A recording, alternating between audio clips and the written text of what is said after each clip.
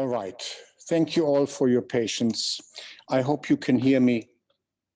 And I'd like to invite everyone into the circle and welcome you. My name is Johannes Birringer. I was planning this for over a year, not knowing how the situation would evolve and whether we could be together physically. And I am so excited today that we have a small number of participants in our theater space and then a wider circle of participants in the virtual Zoom. So I welcome you all to the second workshop on re-embodiments and disabilities and reinvention of ritual and working together in public space. Can the members here in the room hear my voice? Okay, so I might have to sometimes raise my voice. Now, the first issue, Vera, you remember in the first workshop, we wanted to ask whether everyone is comfortable joining the circle. So we are choosing the English language, but please raise your hand if we need to translate.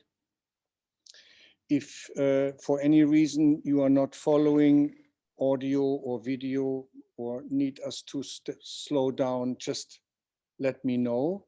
I open my chat here and then I can see comments on the chat. So our virtual guests, if you are comfortable, I don't know how to solve the issue with the camera.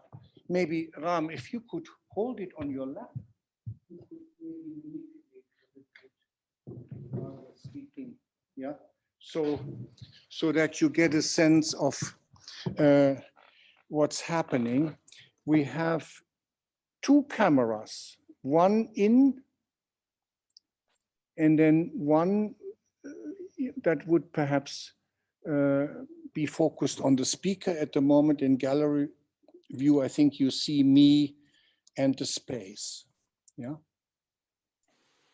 And when we are having a dialogue, we have to learn how to travel, yeah, between those two spaces. But I'm confident that we will manage. So let me look at the participants in the virtual world, whether our keynote speaker from Michigan has arrived, Petra. It is a great honor today. After last time we had a vibrant group of members joining us, and Vera Rosner was our keynote guest from Vienna, and our special guest today is based in the United States, in Michigan. So I welcome Petra today as a fresh keynote and Vera as our experienced keynote from last time. And I want you both on my side here. So Petra, can you unmute yourself? Can we see you? Are you on video? I'm here. Let me see whether I can find you. Okay, so we're trying to pin you now. Oh, that. Aha. Add pin maybe. Aha. Petra. Yeah. I see you and your partner. Excellent. Hello. Wonderful. Welcome. And Petra, you know, I don't think today we will have time for huge introductions, but you are so well known, and obviously you can talk about your work later and we show your film. I was going to begin today with two small welcoming addresses. One was, of course, in the beginning, a warm welcome to everyone, and especially to the guests on our list of speakers today. Yeah, because we have a fresh list of presenters. For example, my colleague Yohai, who very kindly invited guests, to come with him. They are here on my left. and I will introduce you when we come to your sessions. But let me begin with Vera and Petra. So Petra, before we show a little film to get our audience excited, I had asked Vera to speak to us for a moment in commemoration. Vera, now I need to learn how to pin you. So Vera, are you ready to do this? Yes. Let me see. Um, Did you have an image of our friend, or should I bring one up? I would like, if it's possible, that I share my screen, then I can have a picture of Ismail. Let's see whether that works. So I have asked Vera to spend just a few minutes as an homage to a dancer and activist who recently passed, whom Vera used to know very well. So please, Vera, speak about Ismail Ivo. Yes. And you can share your screen, and we hope that this works. So maybe you can see it now, Yes, the image. We can see Ismail. Of Ismail. He is a guy from Brazil, and he passed on Corona in April, which made us very sad here in Vienna. He was born in 1955 in Sao Paulo, and he was not one of the richest kids. So he was from a poor family, and he got a chance by, I don't know how, but he got a chance to come out of the poor situation and to study, to dance and choreography and art, acting. And soon he was one of the best known dancers there, and he won a lot of awards. He was 1981 and 82. He was the best solo dancer of Sao Paulo, and soon Alvin Ailey asked him to come to New York and share his company. And 1984, he came to his Vienna story began with Karl Regensburger. They started to make the Impulse Dance Festival. It was a very small summer and winter dance thing for what, 2 weeks or so before, but they really made it big and invited a lot of people from all over the world. And it's now the biggest dance festival in Europe. I made my notes because I'm so nervous. I'm not used to speak so much. And from 1985 to 1996, he was in Berlin and did a lot of pieces there, of performances. He worked with Johannes Kresnik and did a lot of things. He had so many stations: Theater Basel, Schauspielhaus Hamburg, always come back to Vienna. He was the founder of the Laboratory for Contemporary Dance in Venice, in the Biennale. Also, he was the artistic leader of the dance section of the Biennale for some years. And my personal story started at the Festival of Impulse Dance when I came to dance. And it was not so usual that people with disabilities would be there, not in the show part. There was always one workshop or so, but then there was a kind of a little show, and we had about some minutes to show to the public, and it was very unusual, and I was afraid, and he was very kind, and he was a very huge, big man, and he put his really big hand on my shoulder like this. And he said, "Don't be afraid." And this was very a big thing in his life, which he didn't know that it's the end. He came back to Sao Paulo and was the boss of the ballet of Sao Paulo. of the opera house. And there he told me that he invited kids from the poor favelas to have one day dance teaching and training. And in this one day, they did all the trainings the professional dancers do. And he always was looking if there is a little boy or girl which ask at the end of the day, maybe I could be a dancer when I'm grown up. And this was his big moments. So I think for me, this was very important. So if you like to know more about him, there's a lot in the internet about him. I would like to give you some seconds, 20 seconds, where you can hear his voice. And then I let it go for this moment. Each person, children, persons in any sort of job have the opportunity just to come by and experiment something different. So when your life is too boring and you are too tired to see television, come to the indoor stands. Try the class. Yeah. Thank you, Vera. Thank you you very so much. much for giving the opportunity this. And if you have the opportunity to find something about him, there's a lot of stuff in the internet about this really wonderful man. Thank you, Vera. And transitioning over to Petra, I want to just say something that I've been reading and perhaps thinking about our workshop today and thinking about our coming together.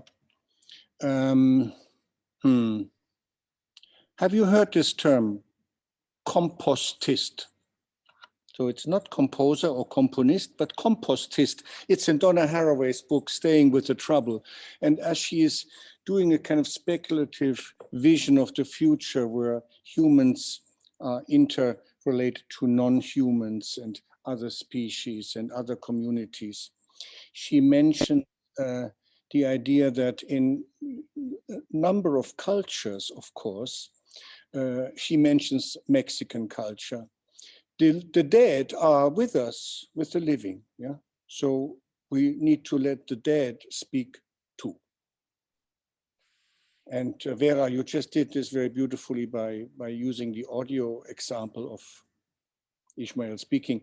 So this notion of interconnectedness, perhaps at the end tonight, Petra will come back to her understanding of ecosomatics, but I'd like to now move to Petra Küppers, and she has sent me a link to a film. Perhaps we'll try it through sharing, whereas later when we see other films, we may just give you the link and you can look at it in your own web browser. But Petra has been an activist, artist, performer, and writer for many years. And this short film that we are now showing is meant to get us into the mood of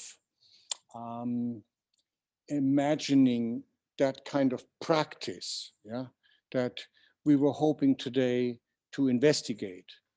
And especially after so many months of the pandemic, finding ourselves physically, I'm so sweating, I'm so excited, Vera, not nervous, but I'm hot because we were working on preparing this space against the odds, yeah, because I had to fill out immensely difficult risk assessment forms to allow us to be here together. So I'm grateful that those of you who came here are with me. And now I'm trying to bring up the film with Petra. Yeah, Petra, would you like to introduce the film or should we just watch it? I think we can just watch it. It kind of does its own introduction, but I'm just so delighted. Hello, and welcome to Detroit Performs. I'm your host, DJ Oliver, and today I'm at a cultural gem in the Metro Detroit community, the Northville Art House. which hosts shows that feature prominent Detroit area artists. They also hold classes where talented teachers instruct people of all ages in the arts. Our first segment illustrates the unique experience that is community arts. Petra Cuppers is a performance artist and disability culture activist who thrives in community art.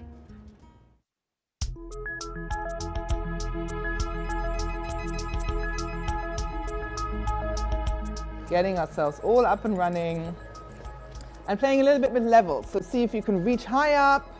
Art is a transformation of the everyday into something else. And it's so much richer to me when it's in dialogue and in contact with other artists. I was born an artist.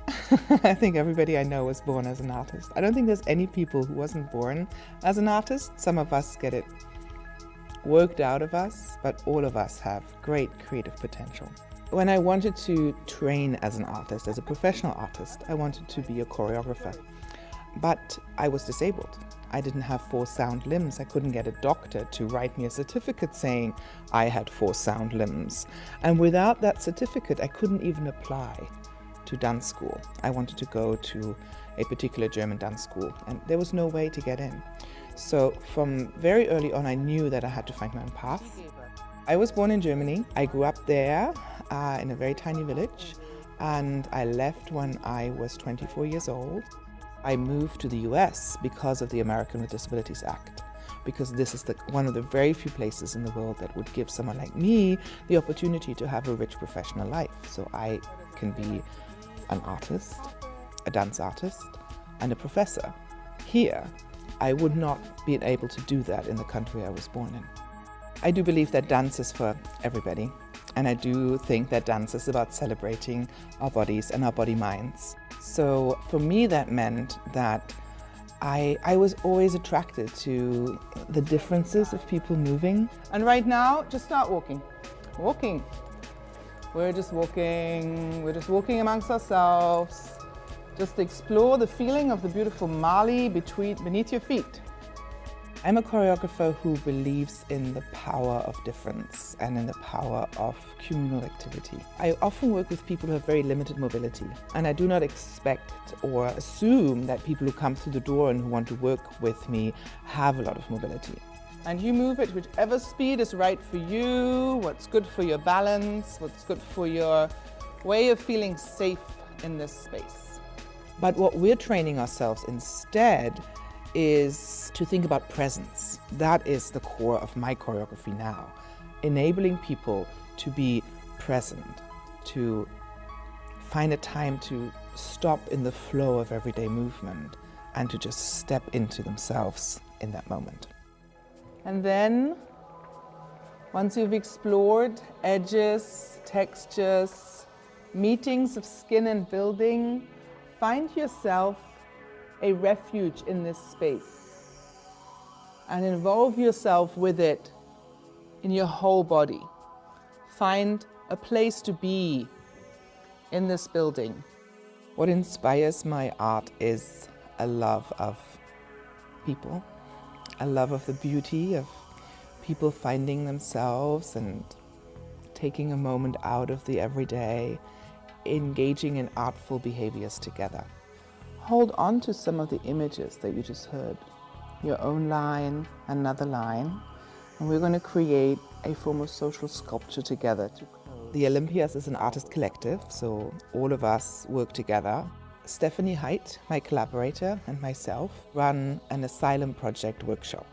The asylum project emerged out of an inquiry about institutions and about spaces of sanctuary and safety and violence, right? We're just running workshops in very different sites, always with some kind of leaning into the sites that we're in and exploring what asylum means to us. As a community artist, you make peace with the fact that you have no idea what's going to happen in the room. You just hold the space in the room. And people will bring to the space and take from the space what they need at that point. Some people might need some deep creative engagement and might write something or find a way of moving in their body that can be really satisfying, and that might be the root of something that they then take on and work with more in their life. But quite a few people will really just come and just take that little bubble in everyday space and just hang out.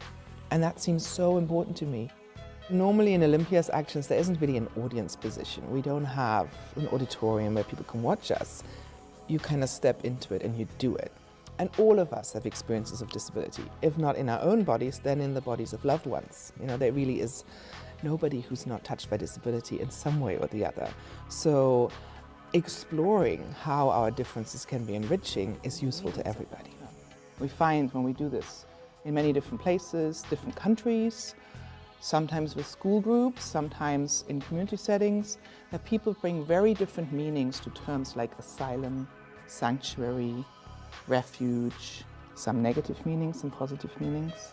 I still see myself predominantly as a dance artist, but I've always been attracted to poetry as a modality that I could engage in when I was in a lot of pain, when I couldn't do the full-out movement work. I could be at home, I could be with words. I enjoy what happens when words and bodies slide by one another. I enjoy the openings that happen when words blossom up, when something new happens with words. And that's for me at the heart of poetry. The moss green sweater, the navel, an opening into a new world. My partner now, Stephanie, is also a poet, so we write together and we use poetry as a modality to explore our ways of being in the world. My latest book is called Pearl Stitch. The cover photo shows a woman sticking out her tongue, and the tongue is covered with a lace stocking. I'm citing many women in this work, and I play with the conventions and the forms that come out of that heritage. I think performing poetry is a good entry back into community. So there's something about the privacy of the page, working with the page, oftentimes transforming communal experience into private language. And when you perform it, and it just opens right up again. It's wonderful to perform poetry live, either in a slam environment or in a single poetry reading.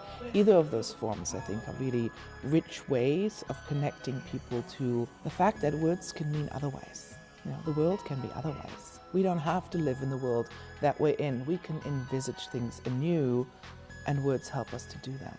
And just let's close with a song. And this is a song without words. This is a song reaching into the vibrations of the space. I'm so happy to be an artist. It's nothing better than being an artist. I love being in connection with other people. I love being engaged in a transformation of this world. As a disability artist, I have seen how the world can change.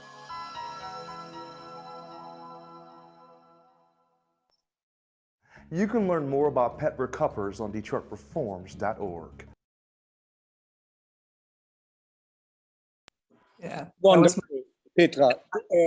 Before you comment on it, let me just suggest to my presence people, would you like to maybe come off the chair?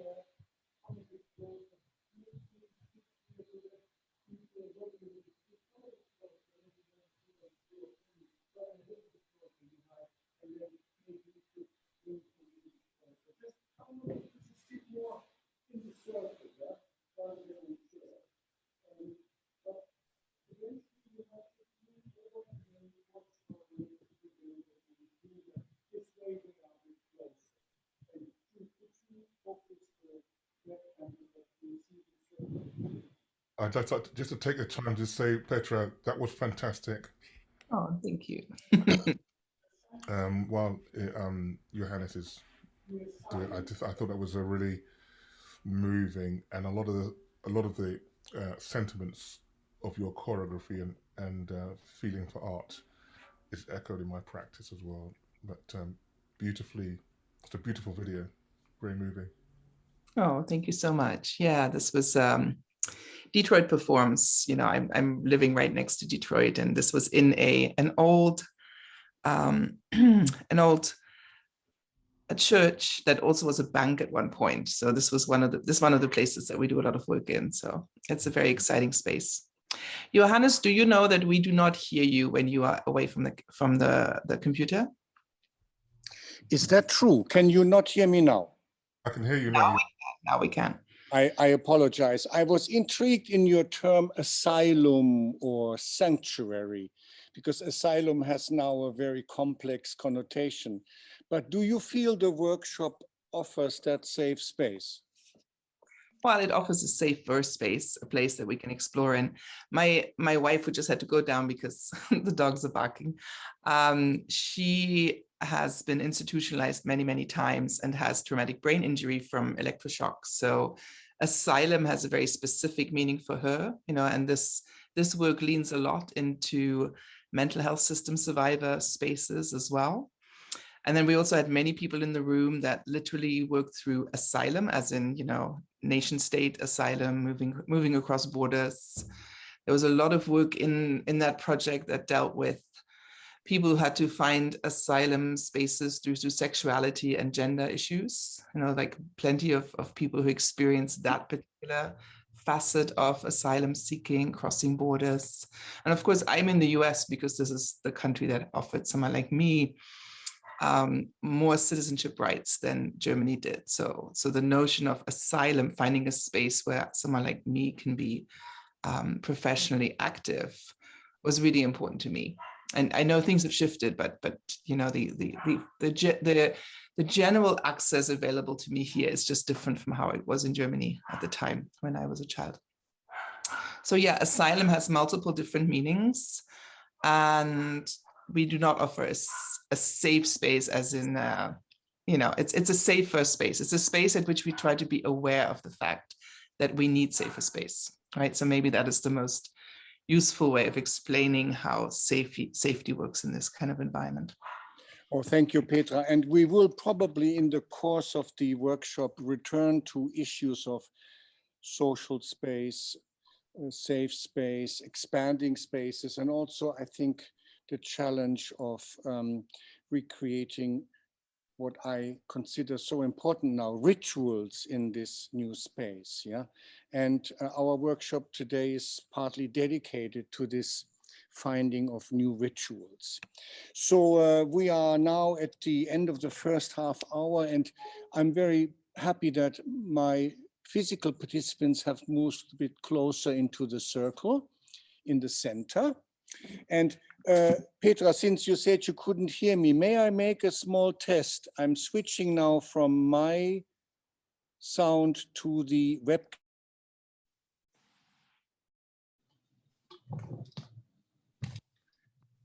So Petra, oh, my other guests, can you hear me now?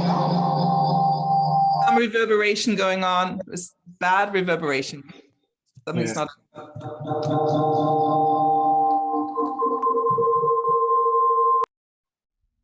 You sound like Doctor Who. Yeah, that tells me that we will have very interesting problems later when maybe I have to ask my guests to come to my laptop and speak to the virtual community through my audio.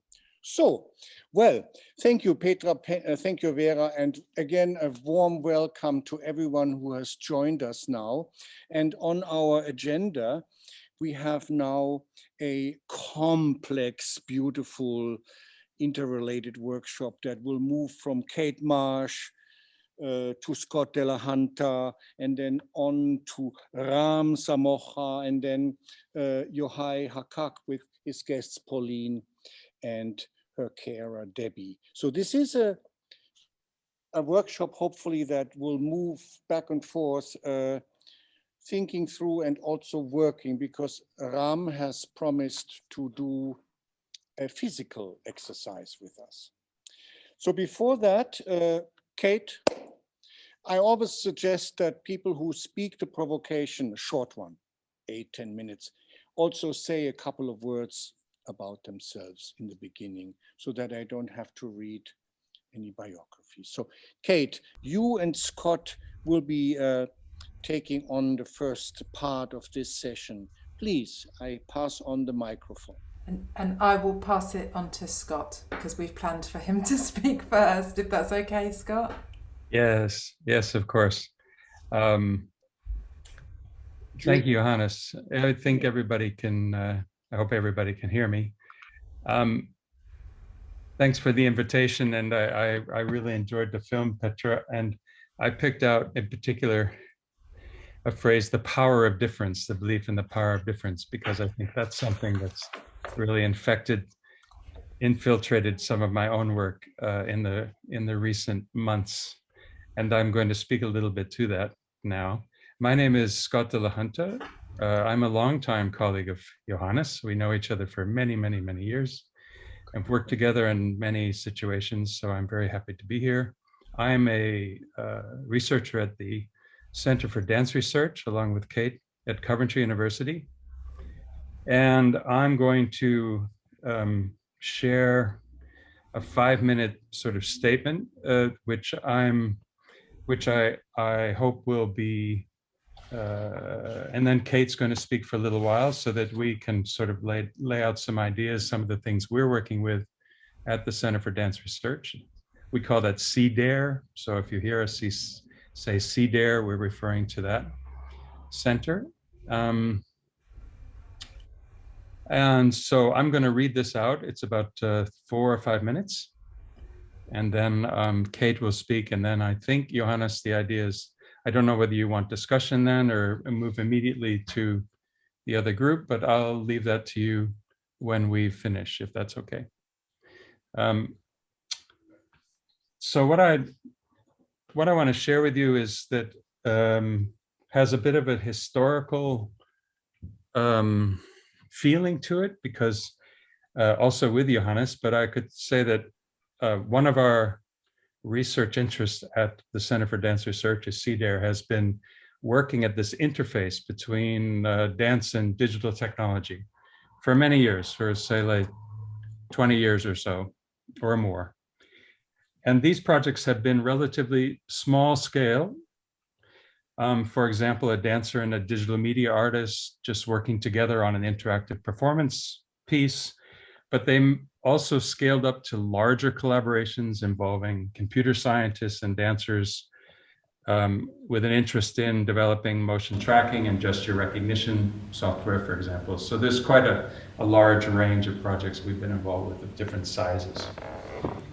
And the projects, those projects usually use the latest technology that was available. So that was, I would say that was a shared feature pretty much across those projects as the technology evolved, as computers got faster. So when machine learning became more available also to artists, then these projects began to use it. But if you, I don't know how familiar you are with machine learning, but it's considered to be one of the sort of current artificial intelligence kinds of software, running algorithms that learn and recognize patterns. So I'm not going to go into the technical details, but these are considered to be data-driven technologies. And for the last 10 years or so, these kinds of technologies have, I think many of us will know, have triggered public concerns about things like privacy, so data protection, also algorithmic bias is a big concern now, and transparency. So that means that there's been a huge sort of ramping up of activity in the area of ethics and AI, which I started to look into a couple of years ago. And it seemed to me that most of the discussion was, you know, the discourse that was evolving, the discussion, the debate was either fairly academic, or abstract, maybe philosophical.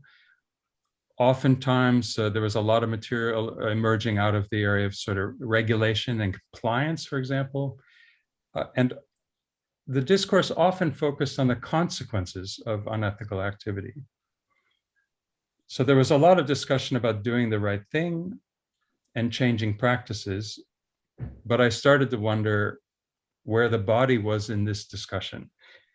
because, you know, we're looking at the interface between the human and the machine, but it seemed to me that what makes us most human, that we have this bodily knowledge coming from experience, implicit understanding, this kind of intuitive capacity to engage with the world through our senses. This particular body didn't seem to be part of that kind of imaginary of the ethics, and in the imaginary of this kind of discussion about ethics and AI. It didn't seem very present in those discussions, except when there was conversations about the datification of the body, so trying to take movements and make them available to computers.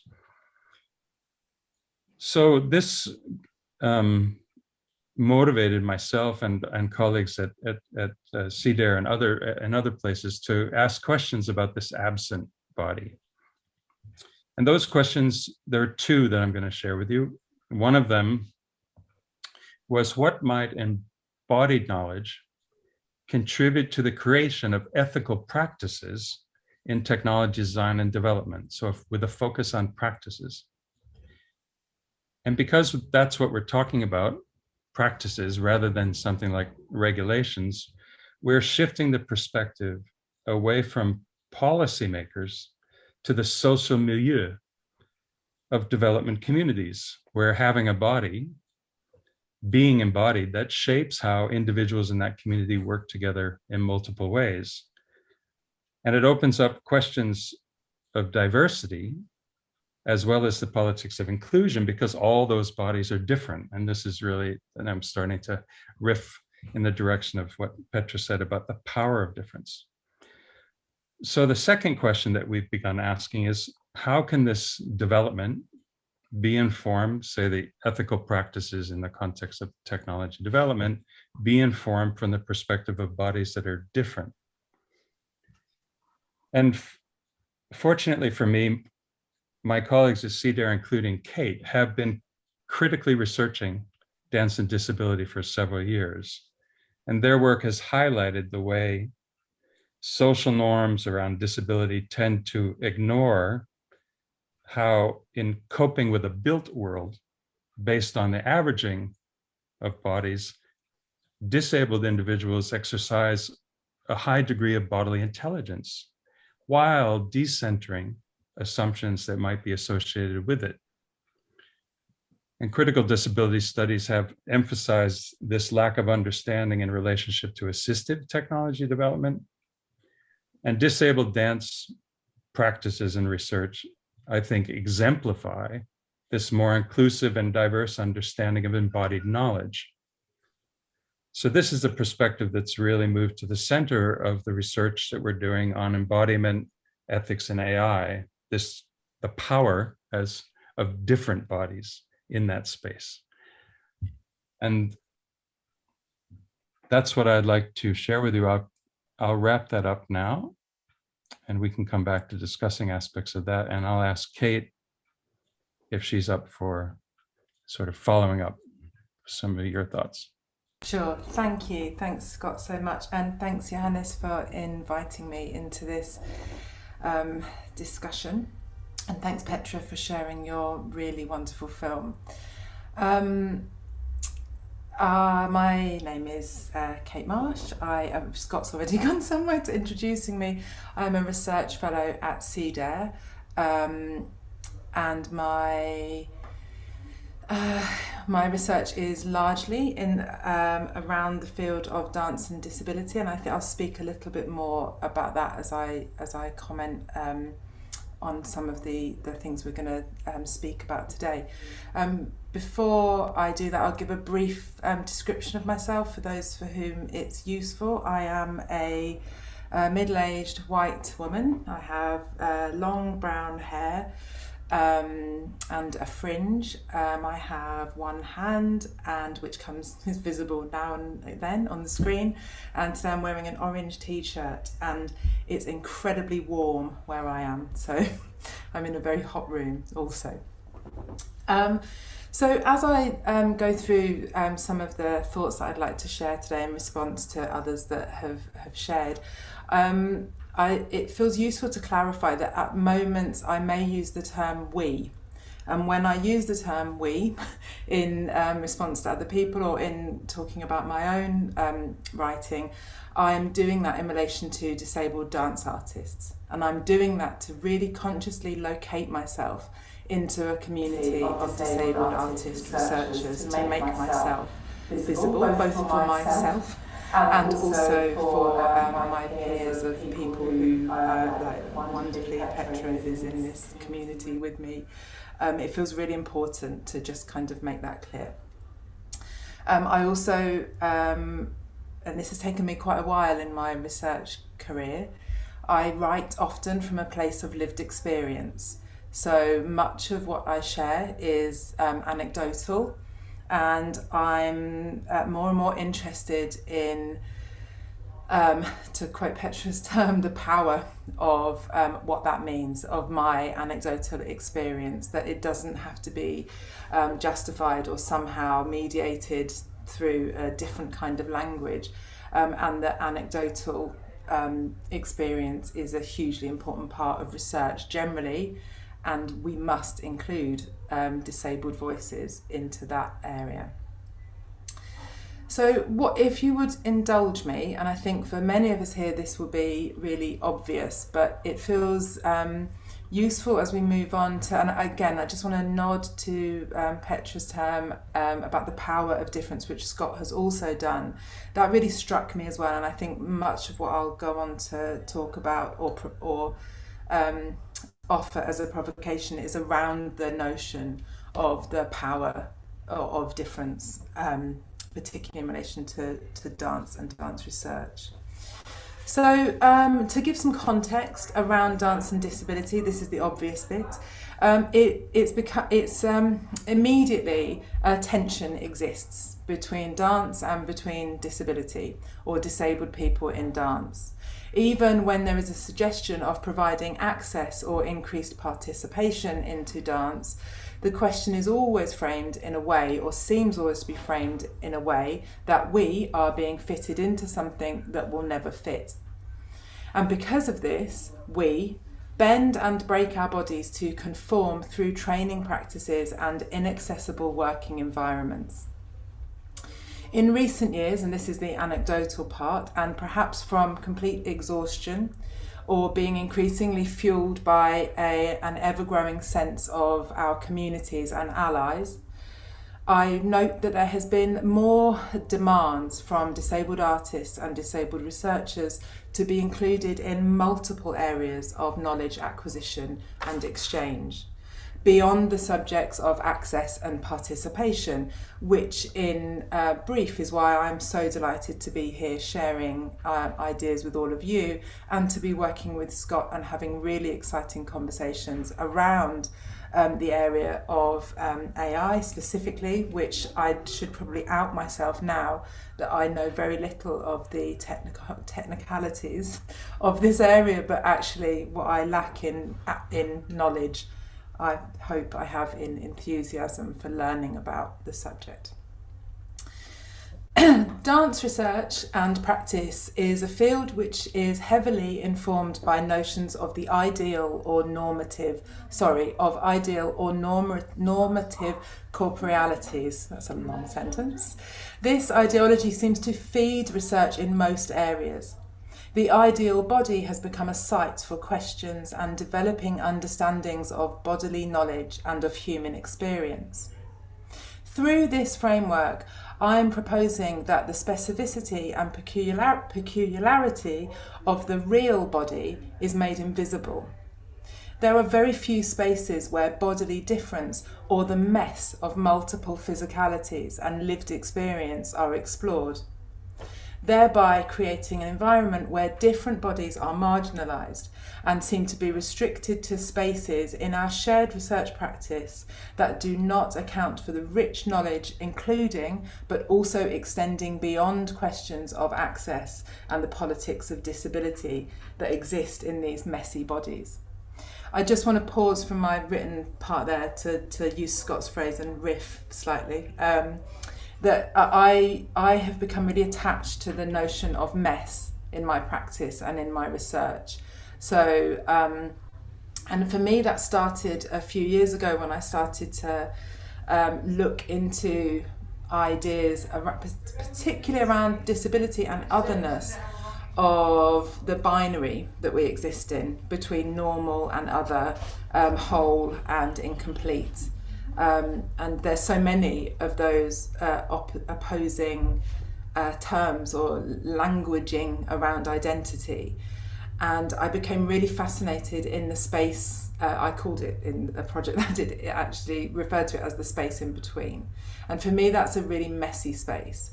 And it's a really exciting space where we can bring together different areas of research, different bodies. So actually this notion of the messy body is a really empowering and positive term when I relate it to my own body and the bodies I work with.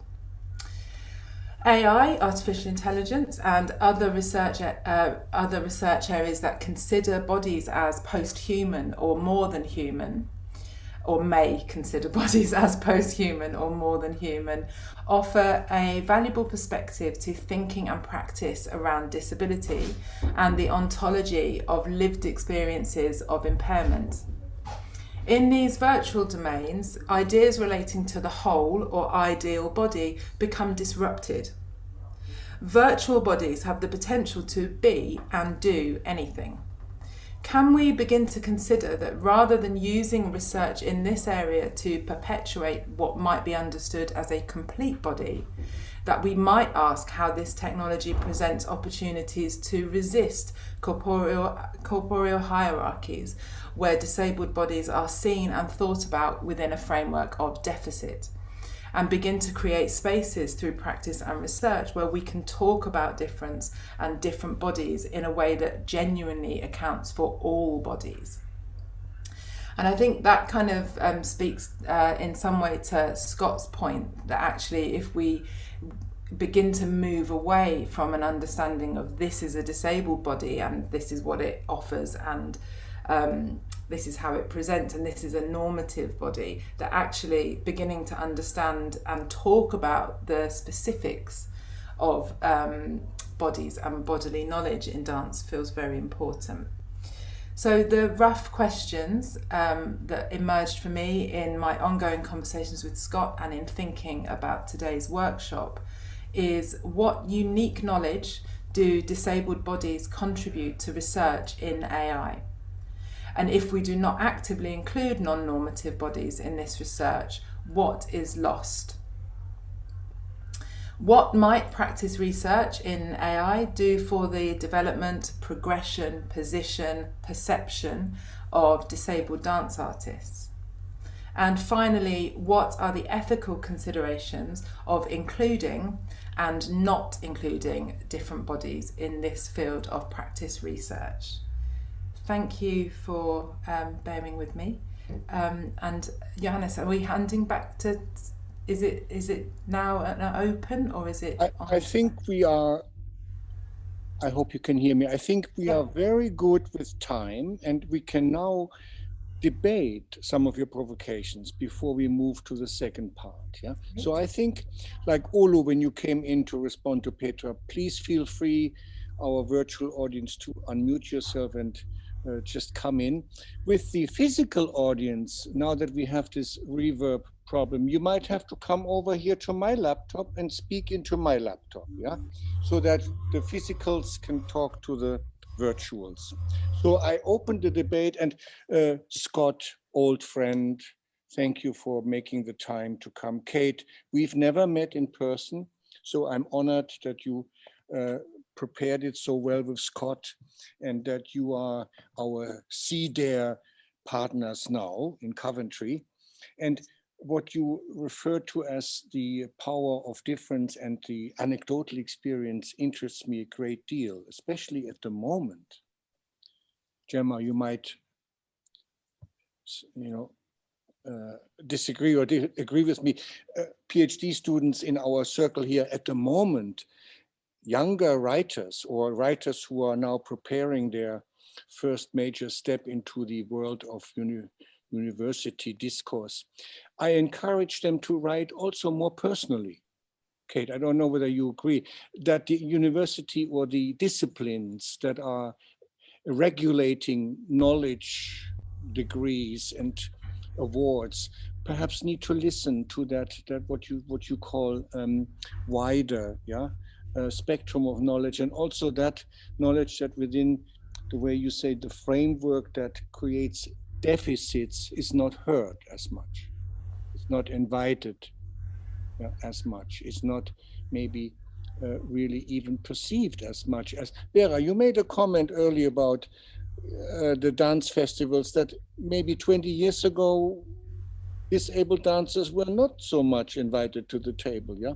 But now we have in Berlin and other places that I saw last fall, Thomas, when we were at Thomas's workshop, there was a whole festival of people dancing, yeah, with their different abilities. So I open it up now for interventions from our guests and other participants. And thank you again, Kate and Scott. Petra? Yes, thank you, both of you. It's great to hear you. I'm both delighted to hear both your voices, and I'm also glad to hear what you're talking about and the embedment that you're in right now. And I really enjoyed both presentations. And Kate, I obviously, I chime with you in so many ways. And I'd love you to maybe talk a little bit about autoethnography and autotheory. Are those terms that have resonance in your research field right now? Is this something that people are exploring? Because it's certainly something that's explored now on this side of the ocean a lot. And my PhD students are using those methods very much in their writing. And it seems that that's the kind of world we're in as we're interested in difference. Can you speak to that a bit? Yeah, sure. I'll try and be brief just to allow others in. Yeah, actually, that's a really great question, because when I was writing my PhD, I wrote a lot about myself. I located myself in the research. I located myself as a friend of my case studies, which was kind of ethically interesting. And then as I went along, my wonderful supervisor, Sarah, said, this is autoethnography. I was like, there's a name for it. Okay, so this is what I'm doing. So then I became really, really interested in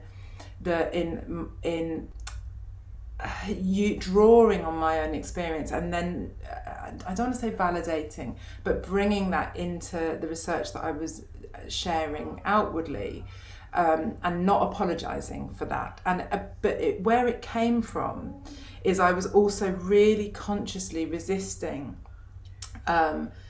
traditional models of research where non-disabled researchers were looking into the experiences of disabled practitioners, which is a kind of complex area for me. But I really wanted to kind of I wanted to acknowledge that these were my people and that I couldn't separate myself from the research. So that felt really, and it's the same reason that I make myself visible. I will talk about I am part of this community, because I think it can be made really, it can be hidden or pushed aside often, or often marginalized to the one workshop or the one seminar, and I want to be really explicit about that. So yeah, it's just a last point, that I'm now brilliantly supervising 2 PhDs by other disabled researchers, and I'm having great conversations about autoethnography with them. So it feels like a really nice pattern. Thank you. Can I just make a comment? Thank you very much, Kate and Scott, and earlier Petra, for your video, which I thought was very moving. I'd just like to widen the debate a little bit with how when we talk about autoethnography as a way of knowing the world, or as a way of contributing to a research process. One of the things, again, okay, so just to declare, I'm born in Britain. My parents, my heritage is Yoruba, in the western part of Nigeria. And of course, the Yoruba have a different way of seeing the makeup of the psyche and the self, and the body is only one part of that. And it's much closer to the ancient Egyptian concepts of Ba and Ka, where you have your dreaming body, and you have your, in Yoruba we call Ori, which is your, Ori is a bit like saying, when you have an acorn, you're looking at the acorn, but in the acorn already exists the potential for an oak tree. So that the destiny of the acorn is the oak tree, and that is present. It's not realized, but it's present. Our Ori is an equivalent to that. When you're born, your Ori is present. And so this notion of how we perceive ourselves and identifying with our bodies is to miss, I think, the deeper connection of what it is to become a self. And Johannes mentioned earlier about including the ancestors or the dead. We would say in the Yoruba world, it's not just the dead, but it's also the unborn, because the unborn is where the Ori sits, the potential. It's not destiny in terms of it will be this. It is the potential capacity. And just another analogy to sort of open it up a little bit more in terms of how we perceive selves. We have this particular concept in Ifa, which is to do with information. So that part of our identity as a physical journal, that which moves and how perceives and draws in information from the world outside, is information. So analogy would be analogy and metaphor. So it's analogy and metaphor, which is that if you take a tree, they'll say Ifa, or the information of our Ori. Ifa is not the trunk. Ifa is not the branches. Ifa is not the leaves. Ifa is not the roots. So then you say, well, what is left? Ifa is the information that goes between the sap, that communicates from the roots to the trees, taking in the sun, and it's the tree's potential to exist in situ. So this, I think, when we're talking about, and I prefer the term differently abled in that sense, is how do we, in our autoethnographical process, relate that wider sense of self, or psyche, if you want to use the Greek term, and also how we connect that to the wider context, that is the wider social political context. But yeah, so that's in that is kind of a widening, but also a question as to that process of how do we have a way of articulating the different levels of ourselves in the autoethnographic process. And that's to Kate and, well, to all three of you actually, whoever wants to respond. I would say just, and rather more briefly, although that was, the descriptions were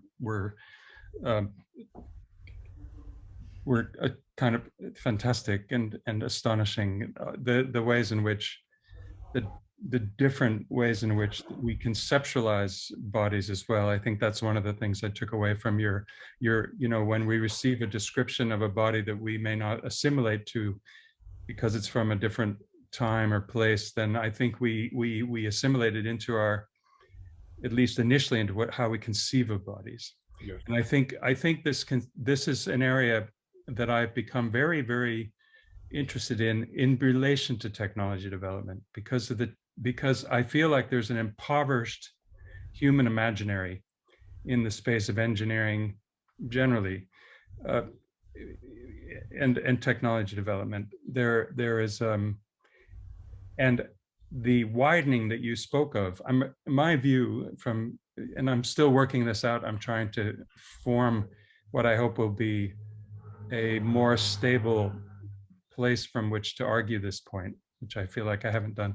But what you've offered, this broad, I feel like the space for the human imaginary in the area of technology development in particular has really, really narrowed down to being certain kinds of bodies. As Kate mentioned, the normative body is ever present in that space. The idea that a biomechanical body, the medicalized body are ever present in those kinds of spaces where engineers, and I don't mean to be disparaging of engineers, that's not my intention here, but it's something about the way in which we conceptualize the human, the full human, and understanding that there are many different ways of doing that, and understanding where this dimension of the human experience, which you've just given us different ways of looking at that from your background, that's really so impoverished the imagination in some of these domains where technologies are being developed, I feel. So thank you for sharing that. I feel that that's the space that I wish to see expanded, the human imaginary, and the challenges that the full human imaginary will present to people who are developing in that domain. So really interesting. Thank you. Oh, yeah. Thank you very much. Thank you, Scott, and thank you, Kate. Kate, Kate, you used the word an in-between space, and that's a sort of concept that is used a lot in Black studies as well, of being in between places and not sort of fitting into a dominant Euro-American discourse, and and not being therefore seen or understood. And so I was wondering, how is that addressed? What some people have done is create canons, of work to make them visible. And you mentioned earlier that the disabled body has other kinds of knowledge that normative bodies may not understand. How is that made visible? Is it made visible by saying, oh, here are 4 choreographies by disabled artists, and develop a sort of discourse or discussion about the techniques and the aesthetics and the politics of those works? And then there's this sort of thing that's sort of problematic about canons, because then those, let's say, 4 pieces of work then begin to represent all of disabled dance, for example. And so, but unless those sort of, those works are made visible, we don't get to understand or engage or, or get to understand what's happening within the art world with people who are disabled. So I think maybe this is connecting a bit with what Olu was talking about, and Scott, about an expanded, how do we get this expanded where the auto-ethnographical is linked somehow to a social, political, intellectual context? How do we do this without creating canons that could then become, exclusive and misrepresent the field, if you understand? So that's sort of what, yeah. Any ideas? Hi from me, thanks. That's a lot. I think I'll try and respond to that. I think that's so interesting. For me, it comes back. Let me firstly address the practical thing. So in my work, I think what I try and do is create spaces so for example, I've quite recently produced a curated collection of artworks by othered artists, and there was some text, some drawing, some physical stuff, excuse me, and that felt like a really important space. So it was obviously a textual space. I don't know about when you talk about having set choreographies. I think that's really interesting. I don't know about that, and I think that you're quite right about the the need to be cautious around the creation of canons in this area, and I think we've seen that. I think it exists in the contemporary dance sector, certainly, that actually we have a leading inclusive dance company, and that becomes a kind of set canon, if you like, or part of a canon, which then makes it actually quite difficult to keep conversation moving, to keep discourse moving. And I would say the same about specified funding opportunities, that I think they become somehow closed if we don't, which is why I really want to what's the Haraway text? Is it staying with the trouble? So for me it's kind of staying with the mess and remembering the mess. So every time everything feels like it's becoming a bit fixed, and we begin to go, oh, we now understand what the experience of disability is, or we understand the position of disabled artists in dance. If we stay in the mess, then interesting stuff can begin to happen, and we need to be consistently moving within that. And just to add to that, I think also mistake making. I've made the claim before that disabled artists in dance are rarely allowed to make mistakes. We're really rarely allowed to get it wrong. We have been, to use your phrase around canons, we have been adopted into this canon of silent, inspiring performers. So we're not allowed to be messy or mistake makers or experimental. And I think that's what I'm always interested in pushing against. I realise I only answered about a third of your question. But thank you. I think maybe there should be a discourse of messiness. Maybe that's the way to. Maybe that's the way to keep the conversation going. But so that a wider conversation and people who are not disabled can engage, there has to be some kind of visibility. But yeah, what you're saying is very thought-provoking. Thank you. Pleasure. Thank you. And Yochai, if you know. Hi there. First of all, thank you, everyone. It was very interesting. I have just a question to Scott. I'm just curious if you might be able to share some examples of where you think or how you think the body might add to these ethical considerations and to these practices. So for me, just a few examples would really help.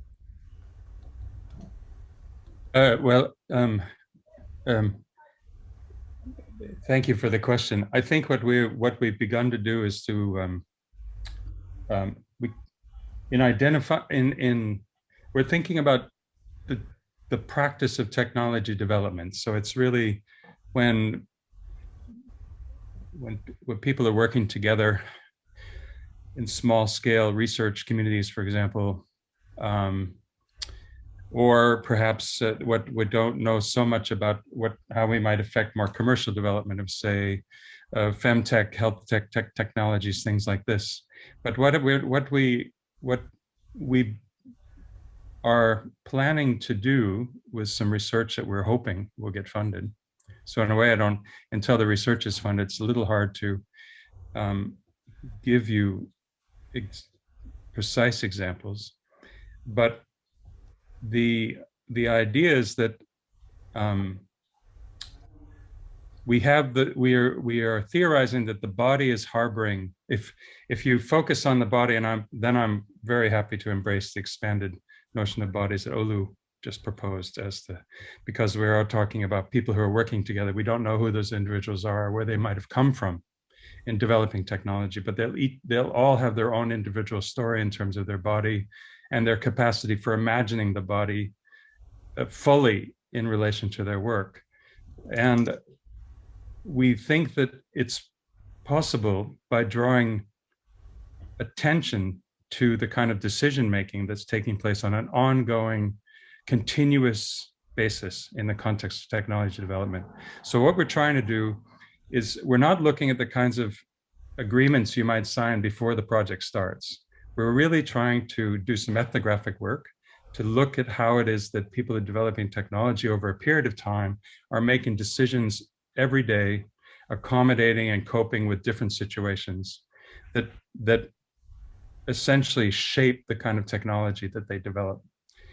And if we're able to draw attention to bodily dimension of their experience in such a way that we can get them to consider pivoting on some of those crucial decision-making moments, some form of pivot, I don't know what that might be exactly, that we may be able to come up with some proposals about how a particular focus on bodily experience in the context of development might afford a development community some ways to practice ethically in ways that they don't have access to in the moment.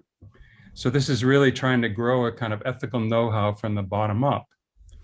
And there I could just draw attention to Francis Varela's couple of lectures that got published on ethical know-how. So we're really trying to look at that aspect of experience and to draw out insight. So I don't want to make it overly hard for you, but I'm really looking for an example, looking forward to even just something that you think might come up from these potential observations or Well, one of the things that we need to do, I think, in the context of the research is not make an assumption that the body is harboring something, some implicit ethical ways of doing things. We need to sort of study that and see whether we kind of see evidence for that. But my own personal idea might be that we might discover that things need to slow down. Now, if things need to slow down in the context of technology development, that creates a problem, a certain kind of problem. Now, how do they then, if you make that kind of proposal that things need to slow down, that the bodily dimension of their experience has something to do with that, maybe a certain sensitivity towards each other, certain sensitivity towards time, the conditions for working, maybe simply some kind of body awareness, very straightforward. These things could all sort of disturb the flow of decision making that might be taking place, and you could use that to ask questions about what if they made decisions differently. Can I just? Hello. Yes. I loved your answer there, and I think maybe just to sort of augment what you said there, which I think is absolutely it's really in line with my interests in terms of the relationship between the body and technology. One of the things I think that, and I say this in a very generalized sense, it was lovely to see for me, by the way. We go back a long way, so it's quite nice, and I love the question. One thing that's I think is problematic in a kind of westernized perspective. There's always this caution about, essentially, we have a body and then this thing called the mind. And then we have psychology, which studies the psychology, which is still kind of making sense of what that is. And so consequently, when we see someone who's differently abled, we can't help within that discourse to look at that person in those terms. And in people with those with a differently abled will also be plagued with that particular perception, which I think was what you're saying. And I think that the thing is that the assumption, you see, if the assumption of what it is to be a human being is widened, then that doesn't become an issue. It just becomes okay. So therefore, I am an athlete and I want to go running and jumping and skipping but when I meet someone who's differently abled, I then have to tune my body and my senses to that person to get the full human experience. But as long as we're seeing people who are differently abled as something with a lack or they haven't got, then we're always heading towards patronizing, and technology will always be as trying to make them complete. rather than actually seeing what is required by the individual and the human being. And I think this is a real problem if we're talking about moving forward, that the fundamental way in which we see ourselves as human beings is a problem. Thank you, Olu. May I now intervene as moderator and ask Ram to prepare for the next stage? I think the discussion so far is moving beautifully in a direction where I was hoping it would go. Last time we had a designer here. I don't think Michelle is an engineer, but she's a designer.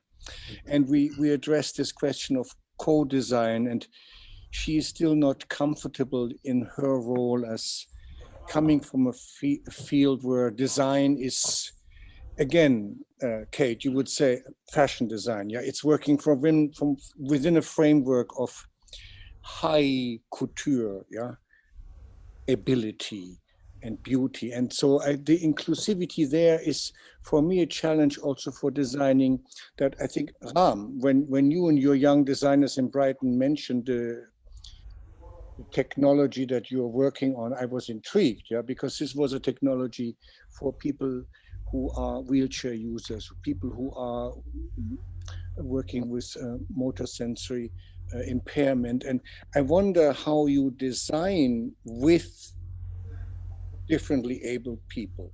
And maybe I will just now pass on to Ram. And what will happen now, and bear with us, we're going to go on for a bit and then we'll take a 5-10 minute break. Ram is meant to lead into a physical experiment, yeah? But obviously Ram wants to maybe introduce his philosophy. So if you come here, maybe stand where we planned before. I'll mute myself. Sure, I will be able to. We'll try.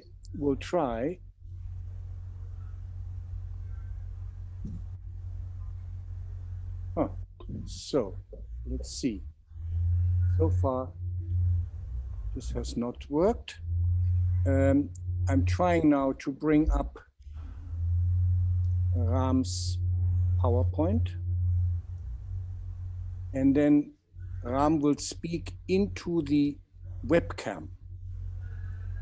So let me unpin some people. Kate Scott, thank you so much. And thank you for the wonderful responses by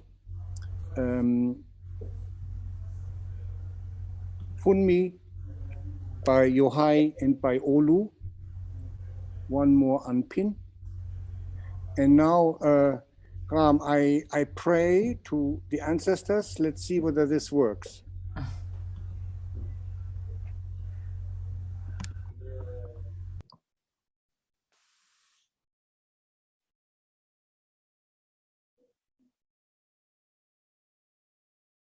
So if the online people could give us a hands up, can you hear, Ram? Yeah.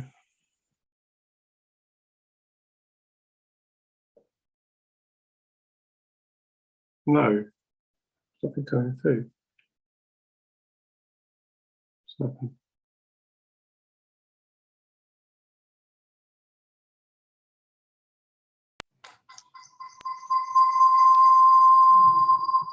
Nice try.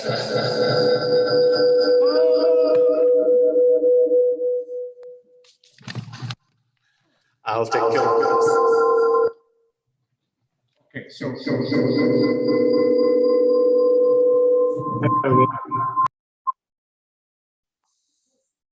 Sit at my laptop and I'll do the PowerPoint. So we are improvising. He's coming to my laptop. I'll stay a little bit farther. Johannes, I wonder if I can just very quick, it might not happen now, but just if it's helpful, at the recent CDARE conference a couple of weeks ago, we had a very similar problem. And actually if you have an amplifier there attached to the projection, we had to turn it up or down depending on whether it was an online voice or an in-studio voice. And then that meant that the people in the studio were hearing the live voice and the people online were not getting the feedback. I don't know. It might be worth looking at in the break, but it seems Thanks to so work much, for Kate. us. That's okay. That's very helpful. I'll try and see whether our system can do that. Great. Thank you, Kate. Thank you. Thanks. I will be reading, and the most important part is the presentation. So if it can be a full screen and you won't see my face, I'm here. I'm Ram. I will start and read from, with my broken English, this text that I prepared for you today. Thank you very much for inviting us to participate from our own small niche, and I will try to present it to you right now. Yeah. Thanks. Share the screen. Oh, here we go. Okay, so my name is Ram Samotra, and I'm an artist and the founder of Draw to Perform. I'll tell you where to go. Okay. Thanks. In this short presentation, I will be talking about what is Draw to Perform and about the ongoing collaboration we have with the Enable, an award-winning drawing tool that allowed anyone in a wheelchair, including highly paralyzed individuals, to independently create large-scale drawings. Next slide, please. Draw to Perform is an international community for drawing performance. This art organization promotes and gives a stage to drawing and performance practice. Drawing performance is a vibrant and multidisciplinary art form where artists create art through mark making in front of a live audience. Since 2013, Draw to Perform has organized international symposiums and festivals around subjects that relate to performance drawing. Next slide. Working with and supporting emerging and established artists in creating a new body of work and live performances. The next slide. And running educational and alternative drawing workshops and for students and adults. The next slide is also establish a unique performance drawing residency program for professional artists, actors, designers, dancers, and musicians. Next slide. Okay, so in 2017, we approached the designers of the Enable, 5 students from the University of Brighton, and asked them to collaborate with us on a workshop for school students as part of the Draw to Perform Festival. It was important for us as an organization that promotes drawing and live action to share all possible ways of communicating with drawing and to encourage the exploration of a new medium of self-expression for those who are physically restricted by their disabilities. Next one. On March 2018, students from the Shelley Heritage School of Young People with Complex Disabilities took part in one of the activities of Draw to Perform festivals. They participated in a special art workshop with the Enable at Fabrica Gallery, the Center for Contemporary Art in Brighton. Now I would like to ask you to show the first short video. Yeah.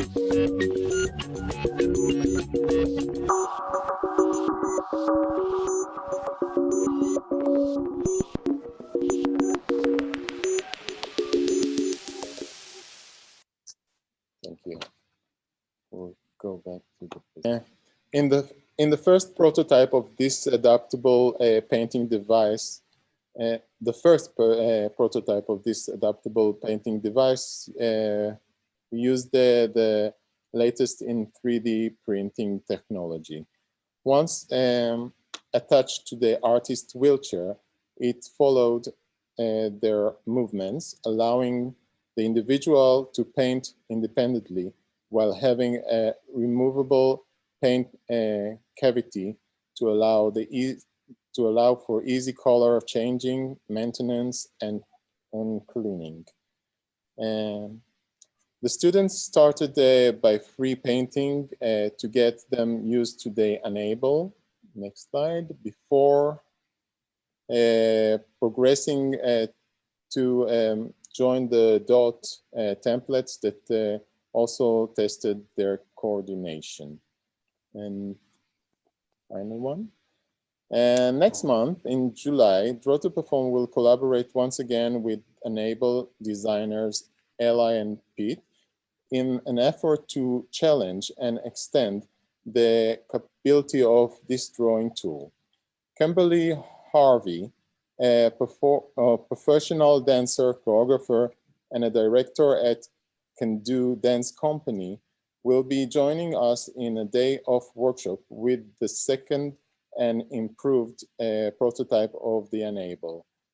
This latest Draw to Perform project is supported and in collaboration with Sussex Dance Network and with Parallel Dance Company, an organization providing opportunity for people with disabilities through dance.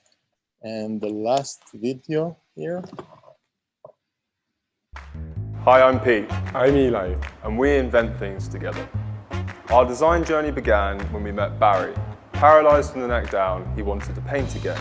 So we created Enable.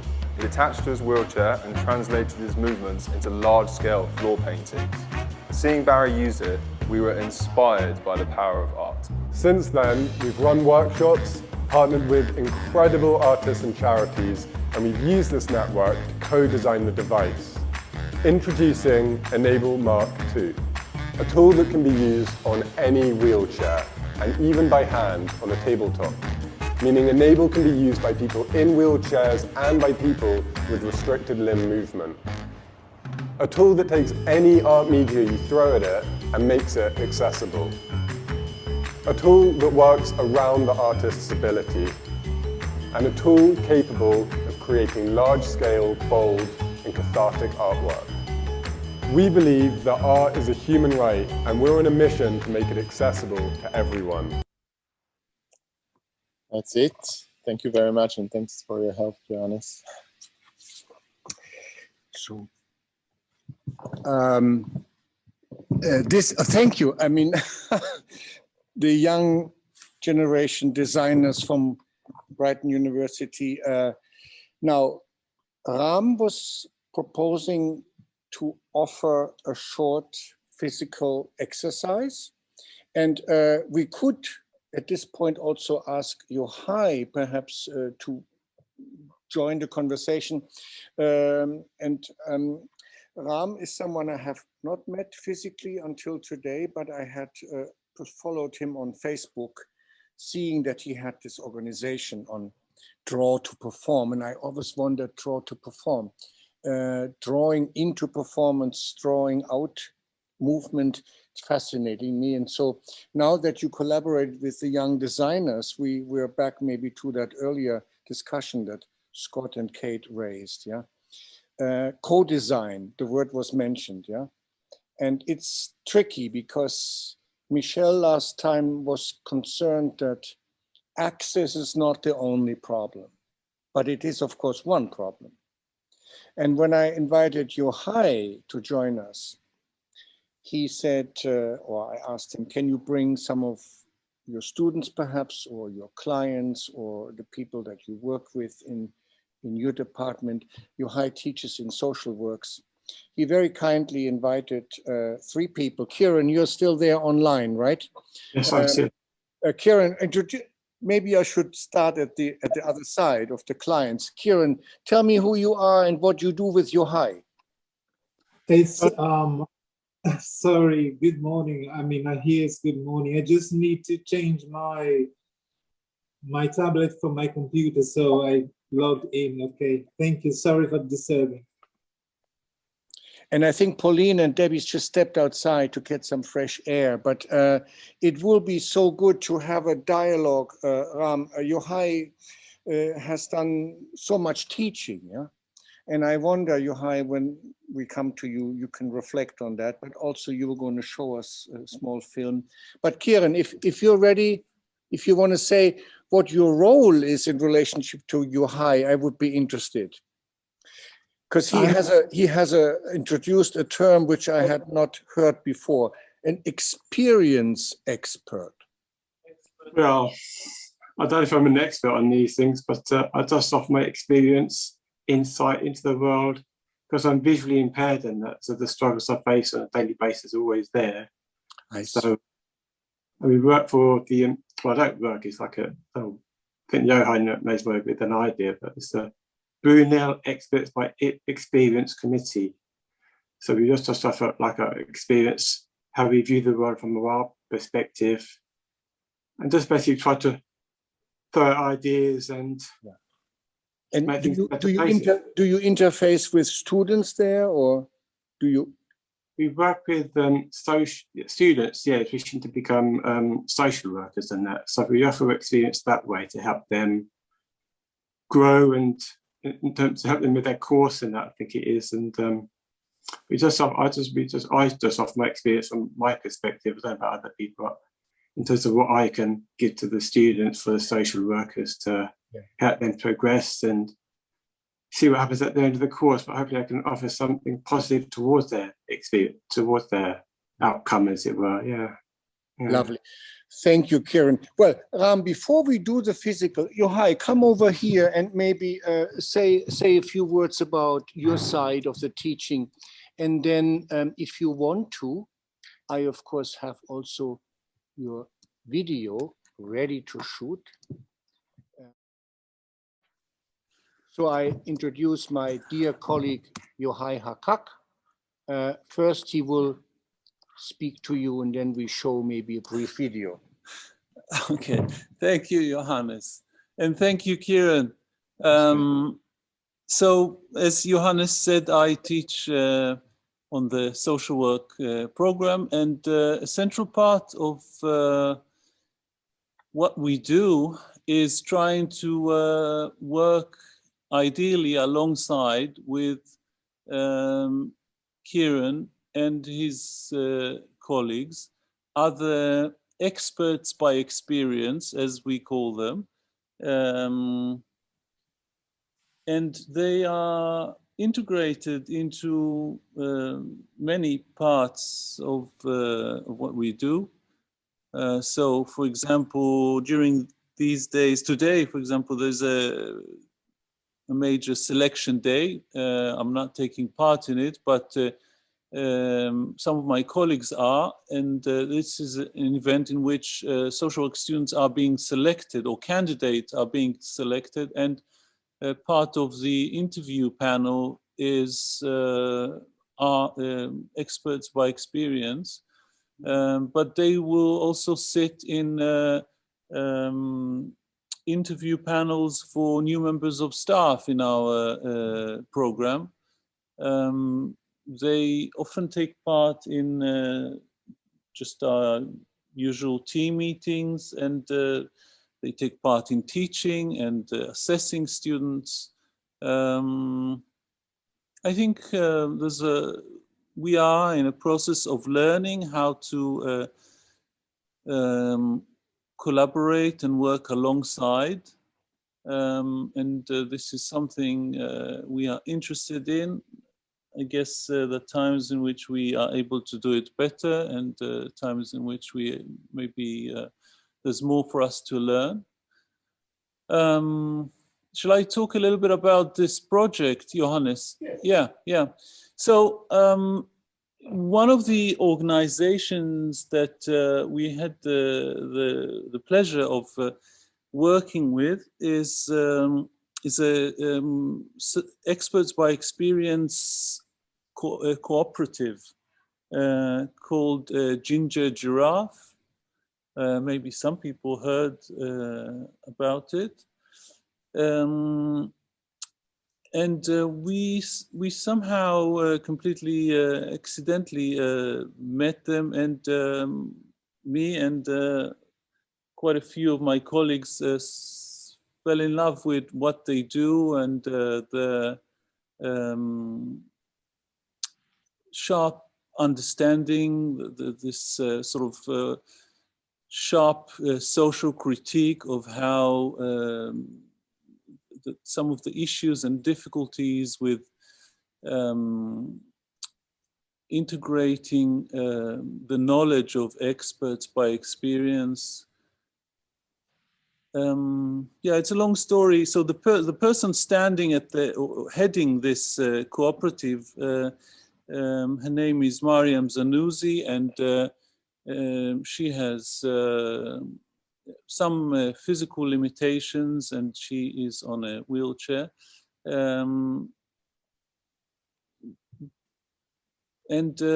guess so.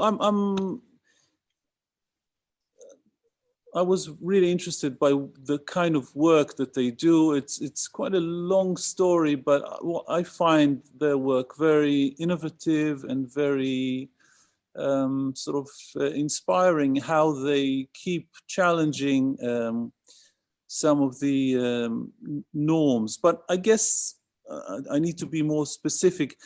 They are currently working on a project that is about designing and with experts by experience and people with disabilities and students, some kind of a model of shared housing or co-housing in which people with certain disabilities will live together with students, social work students, occupational therapy students, and this experience of living together will also be considered as part of the students' almost training, part of their placement potentially. But will also,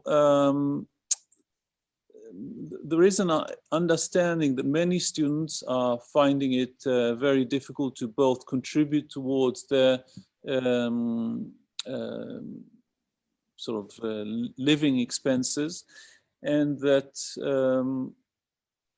the idea is to offer some kind of a trade-off. So a relatively cheap rent, or maybe potentially without any rent, but in exchange of providing some hours of care.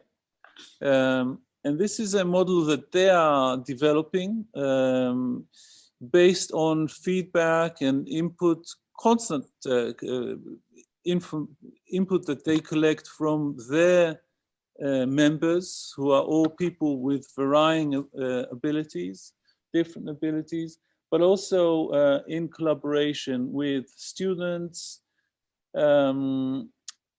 So we thought, I personally wanted to make a film about this group and about Mariam and her initiative. I'm sort of, for a long time, this has been sort of an idea. And just before the pandemic started, they embarked on this project. So what we did, we just filmed the first event that they held, which was all about imagining this kind of co-living, and they called it the Imaginarium. And what I'm going to show you is this just little piece from this. Basically, it is meant as a teaser, and the idea is that we will approach potential funders with this teaser. For whatever reason, this is still in the making, and we don't know if if this will end up with just this teaser, or maybe there will actually be a film, but I can show you that. It's a great, fascinating afternoon. I hope all of you out there are enjoying it. And Ram, after your introduction of your film, now we're seeing Yohai's short film project. Kieran. Yes. You don't mind? Not at all. I only had one performance experience as a choreographer, and I'm ashamed that it was not more often set into motion. We invited people from the Ealing Association of the Blind to come of one of my installations to ask them to touch and listen their way through the dance. Now, when we are showing all these little films, Kieran, you are not able to fully see them, right? Are you okay with the audio? Is this acceptable to you? The audio is perfectly fine. It's just I'm seeing the videos, got a bit lost with them. That point I'm trying to keep up. Because I can't see many of your faces either, so it's just the audio I'm really relying on mainly. I mean, it's interesting that when we are speaking about the circle and we want to invite everyone, whatever different abilities, if you think about vision impairment or deafness, yeah, this creates an issue with media, yeah, if we're using film and audiovisual media. So thank you for bearing with us. So Imaginarium, God, what a great title. I remember an exhibition way back in Boston. I think it was called the Sensorium, and it was an exhibition about our different sensory perceptions. And here you are addressing the perception of the imagination. Wonderful. Please enjoy the short film that Yohai brought for us.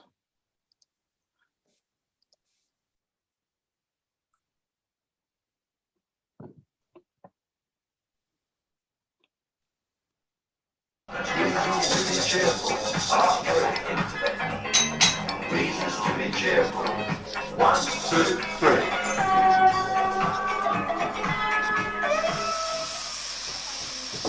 Welcome everybody. Thank you for coming out on a rainy Sunday. You wafted in to this lovely venue to join us at our first Imaginarium. My name's Marianne, but as we're now friends, you can call me by my stage name, which is Lala Brown. I work for Ginger Giraffe, but I'm passionate about people and creating anarchic services. You will hear a countdown clock for 1 minute. You have 1 minute to write one idea in one of your boxes.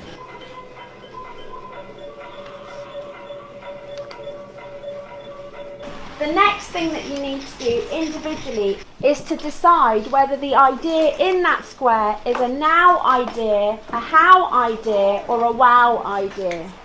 Okay, so now is, it's already happening. There's hundreds of them already happening in the community. It's low-hanging fruit. It's been tested. It's been done.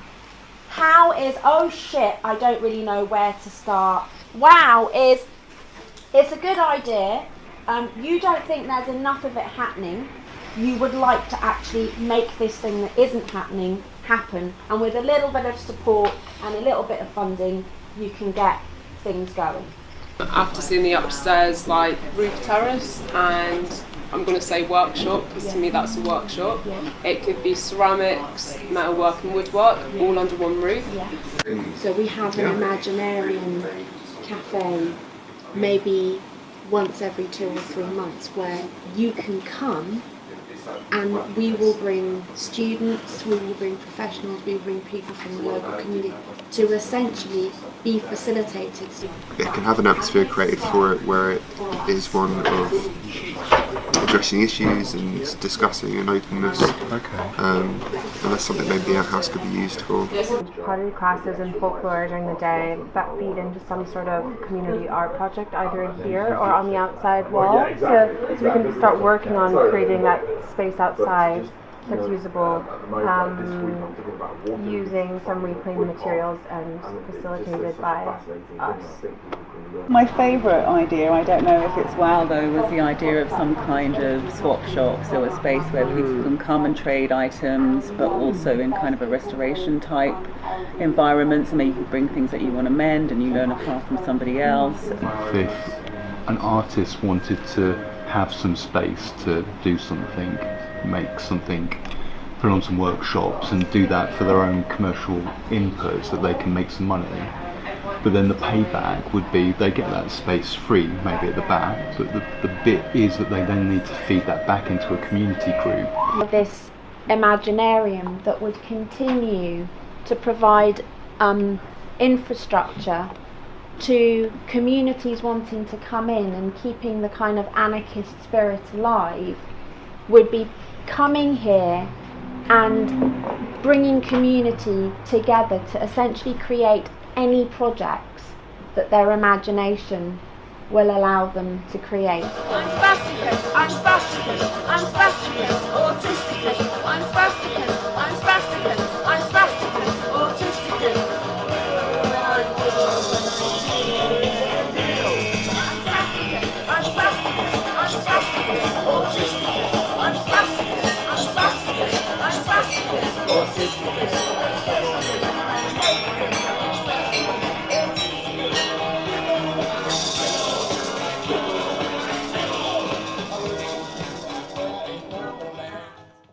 Yohai?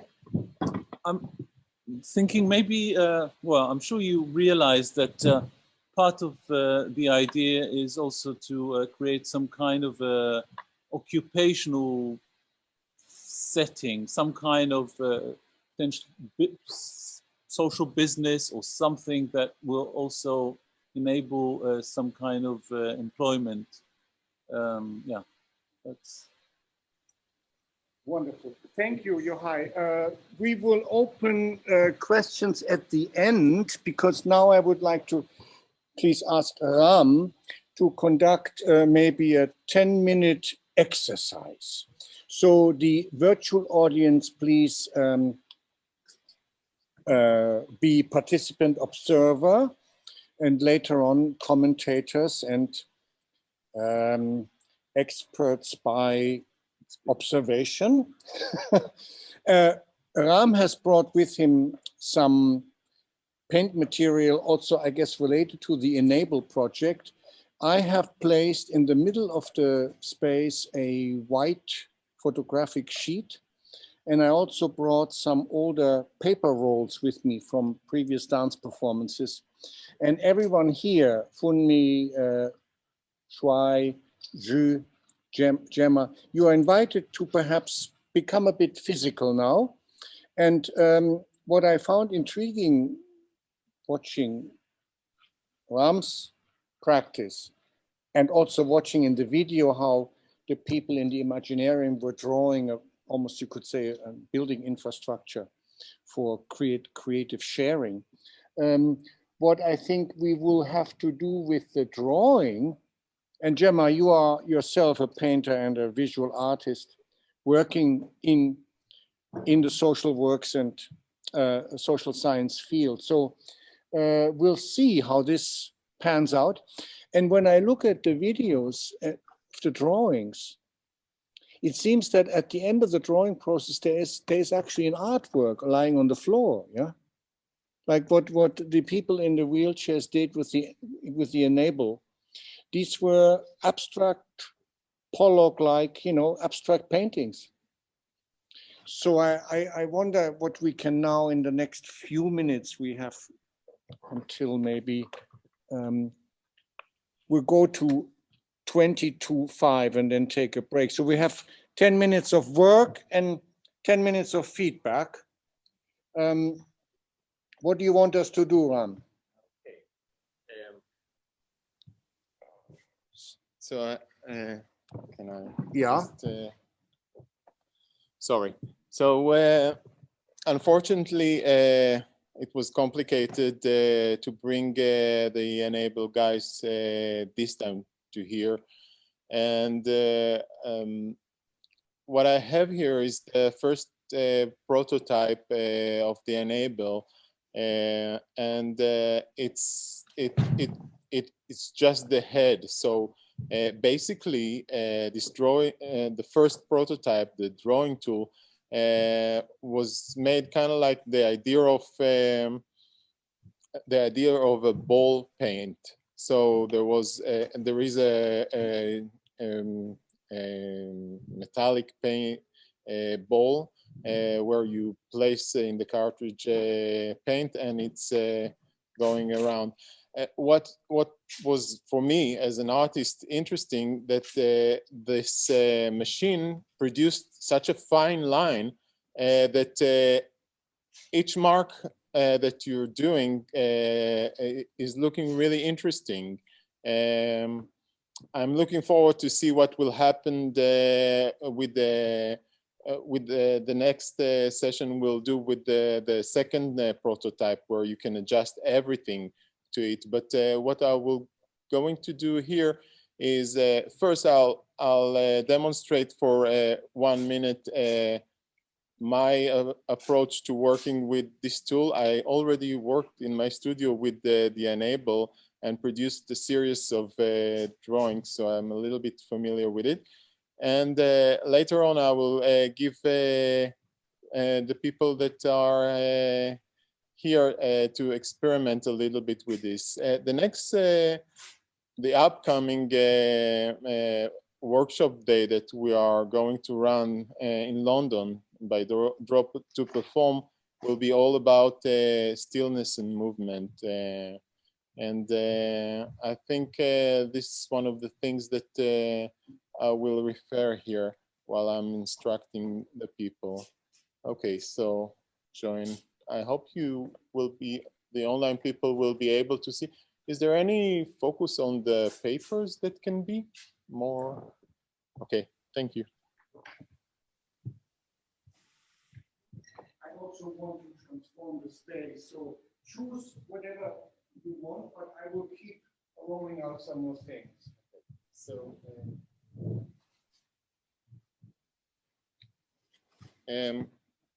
just to say, because drawing and performance is many aspects, one of the things that we are doing is working with the sound of the drawing.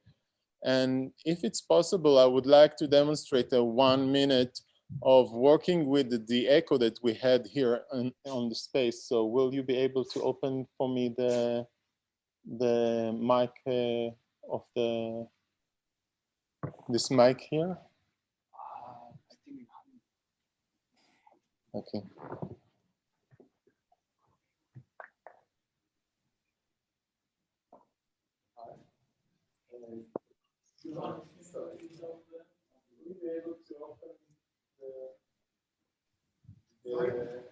to open the mic here, because I would like to use it while I'm drawing. We'll try. It may have feedback. So if you're going, I'm going to work with the feedback. All right. We are transforming the space slightly. Drew, did you show a little bit of the space? Okay, with the camera. I'm now turning my own audio off and turn the webcam to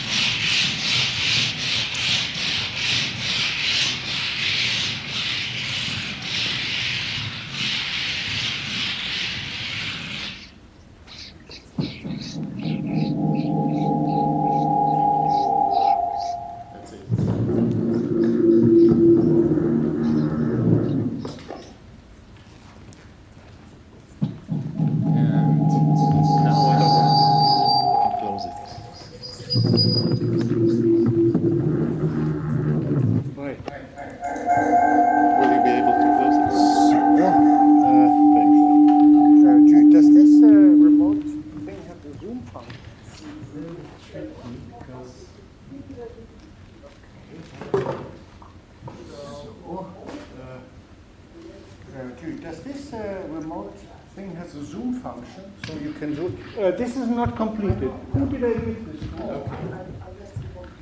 So this has to go over, and then to the other side, and then take it down. That's the thing.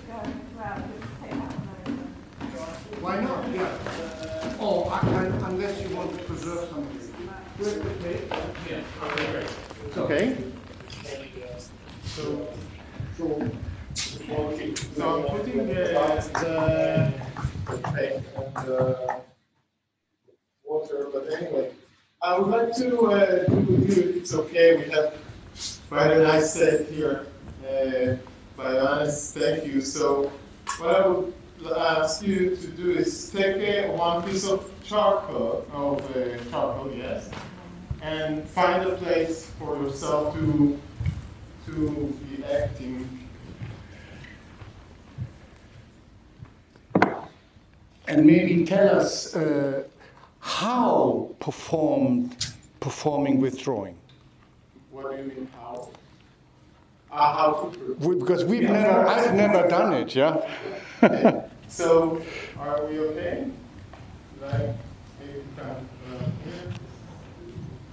You're in the shade, so let's have you here. And we all have our reference. Guys, do you have a graphite? Not yet. I'm coming. Do you have somebody else who can take the photos? No, it can do by itself. Oh, excellent. So. Merci. So one of the things that are really important is to understand the material that you're working with, right? And as I said, we are going to work in the next workshops with not moving that much, and it's related to the COVID situation, because we had a gap of 1 year of not working with anybody, and I came with the idea of trying to see what we can do when we are in one place. So I would like to ask you to pose yourself in one situation, so you are not moving from there, maybe to kneel down on the ground, okay, and you're all again in the shadow. I won't let you. You can be here. Here, you see? No. Come here, sorry. So, come here. This is your canvas, okay? Excellent, thanks. So, with what you have, which is quite like a very basic drawing tools from ancient time, try to see how far you can go without moving yourself, not moving the body. Of course, we will move the body this time, but try to see how far you can go and stretch with mark making, but also not while you are doing it, try to find a pattern that you can follow and will be a pattern that you relate to or that you are like, right? Okay. So shall we go? Okay.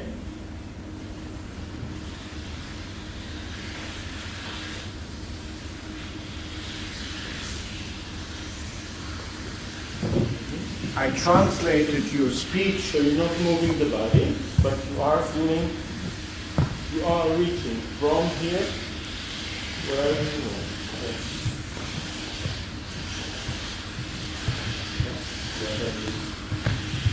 You can do whatever you want without moving your legs, just how far you reach.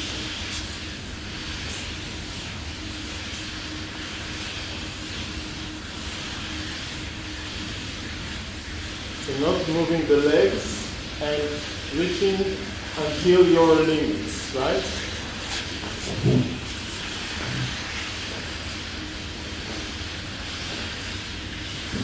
Now you're seeing that you're coming towards a pattern that you are starting to create. So try to stretch it, like try to make it distinguish.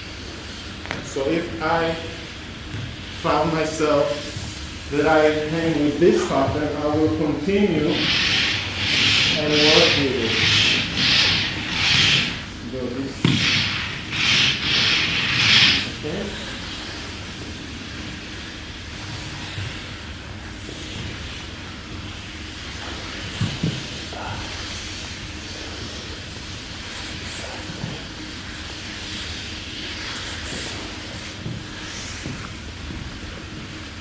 Now, while you're still working on your pattern, understand that there are layers here that you're working with. So it doesn't have to be all one fine line, but it can be quite, like you can press the charcoal a little bit more.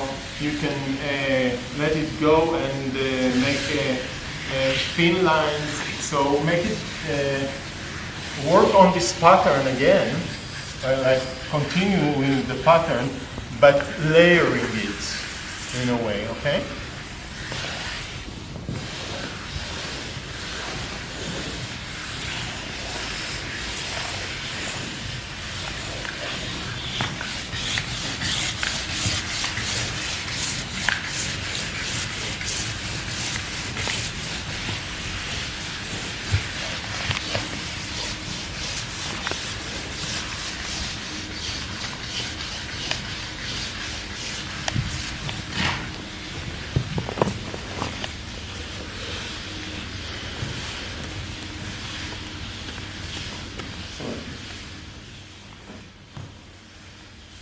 So we have one more minute, trying to see how you would like to finalize the image, because one of the things that I like is to understand how the image is coming to an end that I'm satisfied with, not just like playing with it only.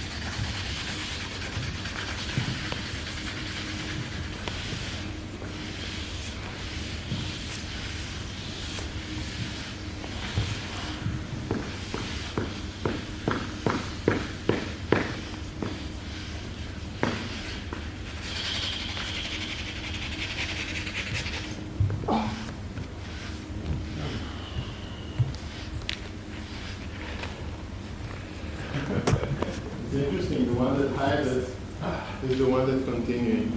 Excellent, thank you. That's a very short demonstration of what we're doing for and developing for hours. But yeah, any questions or? It's a little bit strange for me because I haven't done it for a long time with the live audience, so thank you very much. So, a few seconds of reflection with our drawing artists in the circle, and then we invite maybe feedback from the audience. Unfortunately, I'm going to try and show you with the webcam what it looks like. Sorry, please.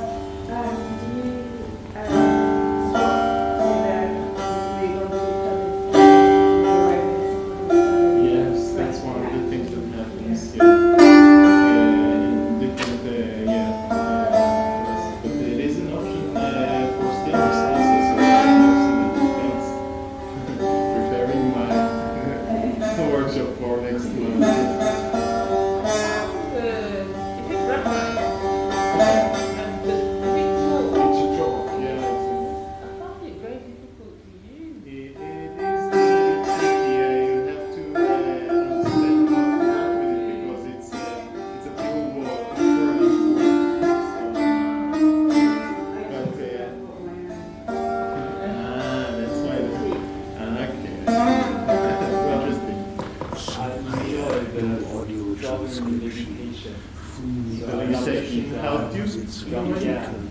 The limitation helped me to create. So I'm wondering, so for other workshops, when they use a wheelchair, do you also set up the limitation for them, or? Interesting. Yeah, I think what we did with the students, we let them have it free go, and then we instructed them to go and connect points for all drawing that you are following the dots. But overall, I think the next one that we'll do with Kimberly, because she's a professional dancer, and we would like to understand how this tool can work with the professional artists. There will be no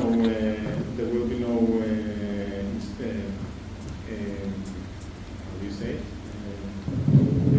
There will be no instructions or barrier of what to do. But that's interesting also to think about when we meet Kimberly. Thanks. I found the invitation as well very interesting physically. Having to stretch this way and stretch this way without moving the legs. Fumi says she found the invitation very interesting to stretch with the charcoal in one of the extremities and see how far you can draw with the extension of her body, their body. Thanks a lot. Yeah. It's one of the things that I'm occupied in my mind right now, the stillness that actually came from talk that I had with an artist that she just talked about sometimes that she's working with, with water and with the solvents and so on. And sometimes she just let herself just lying down on the floor, waiting for the drawing to dry. And I said to myself, movement or pre-movement. Remember research on pre-movement before we move. The body is already muscular, muscular is activating. Without moving in a way, or just staying at one place. How can one draw? If you have a question, why don't you put it in the chat and I'll pass it on to You're brilliant. We'll be taking a break in 2 minutes. Let's say a quarter to 5. Question coming from, yes, please. No, stay. Yeah, can I? Question, yes? Someone was asking? Just speak. I've been doing audio transcriptions. Ju, I didn't get your question to Ram. What did you ask him? Come here and speak in the microphone. Because I was trying to hear the conversation and also relate it back to our audience. I related back your question. So we can go to the audience. We have 3 minutes left and then we take a break. So what was your question to Ram? So I asked Ram the design of moving in limitation. I enjoy the moment. I enjoy the design of moving in limitation. And I also interested how Ram designed for today and also how designed for the disabled artists or disabled participants drawing using their wheelchair. So yeah. That was my question. Yeah, because stretching, extension implies that you can stretch. How do you then invite someone who cannot make the extension. Yeah, so basically the workshop for with the Enable is all about the device with the wheelchair. So they can choose whether to move just in rounds or to move themselves automatically and create the drawings. Yeah. Is this the head? Yeah, I can show people. On the two. If you Learn the reality of the camera, yeah? Oh, you're showing. Don't check on my laptop, careful. No, I won't. So this is the first prototype. You saw it before, and yes. Do I have like 1 minute for a question from the online? Yeah. Is there anybody that would like to ask about the Enable or the Draw to Perform? I want to ask. I don't think that they can hear you, though. Sorry. I want to just make a comment, maybe more than if that's Sure, okay. go ahead, Yeah, go ahead. just okay. I was just basically my association was of this physical bodily limitation. Sort of, it seemed to me like a nice analogy for what embodied cognition is. Just as an analogy, in a way, because I'm not sure I tend to think about painting or drawing as something that it is definitely physical, but I don't know, this way somehow just illustrated how the limitations of the body are so central in what you do. Basically, this is what it is. I basically drew the limitations of my body, or what is enabled by my body, and this is just what I thought, like what embodied cognition is from where I understand it. So I don't know. Thank you. I can say that I just can say that this is one of the things that why it was struck me when I saw the possibility of the Enable, and really tried to put it forward to be efficient for people to use and to develop. So yeah, thank you. Thank you, everybody. Why don't you tell our audience that we are now taking a 10-minute break while at the end of this exercise, Gemma is rolling up one of her canvases and we're lifting the painting off the floor. Okay, so Johannes asked me to say that we are taking a 10-minute break now, and there is an action going on here in the space if you'd like to follow it. Can I just come in there? Thank you. Can you hear me? Yes, Kieran. Yeah. Okay to leave at this point, because I think the charge is going to run down. Again, it's a long At the end of afternoon this as well. exercise, Gemma is Yes, rolling up absolutely. one of her canvases. Fine, and thank you very and much, lifting Kieran. the painting That's off the okay. floor. Thank you. Thank you for the experience. It was good to enjoy that. It's been a long afternoon. Good. Thank you. Thanks, Yohai, for your questions earlier. That was great. Can you just come in there? And I think Sure. you're right about embodied Say yes. cognition, what you just said. Yeah. I think that's Okay to exactly leave right. at this It is. point, because I think the charge is And going I to think run this is down. what And also again, it's a Kate long and afternoon as well. that Just we wondered. might even imagine embodied Yes, cognition like we have to have this normative Fine, body, and thank you very much, Kieran. but you're right. It's Okay. Thank you. Thank you for the experience. Enjoy that. It's been a long afternoon. So, Gemma, it's slowly coming off, and then hold it there. Yeah, hold it there. Just hold it. Might even imagine embodied cognition. We think we have to have this normative body, but Thank you so much. You can stop.